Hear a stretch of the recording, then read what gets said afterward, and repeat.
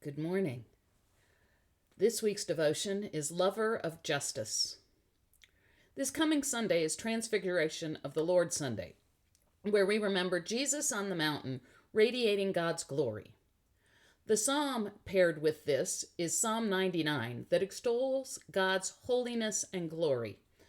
Listen to this song of praise to God's glory. The Lord is King. Let the peoples tremble. He sits enthroned upon the cherubim. Let the earth quake. The Lord is great in Zion. He is exalted over all the peoples. Let them praise your great and awesome name. Holy is he.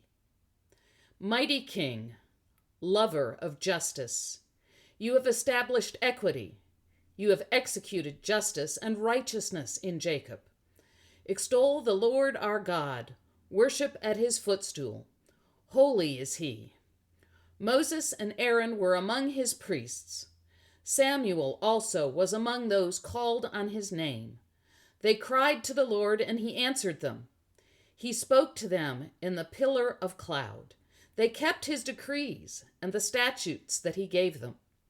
O Lord our God, you answered them. You are a forgiving God to them, but an avenger of their wrongdoings.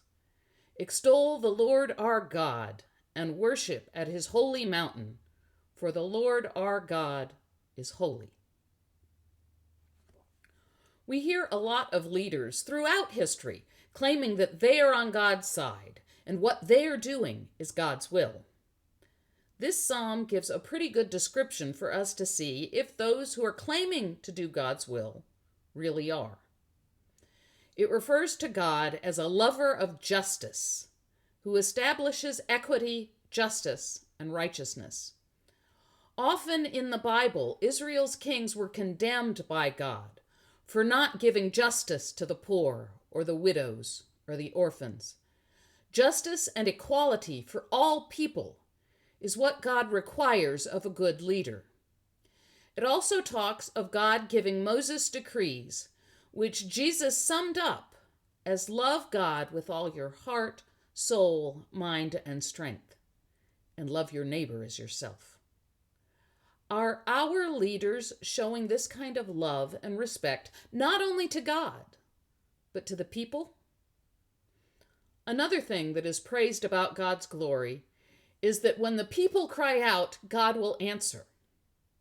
God will forgive those who cry out for forgiveness, but God will also be the avenger of wrongdoing.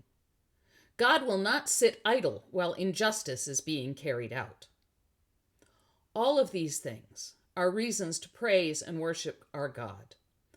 Remember, the only one we are supposed to worship is God.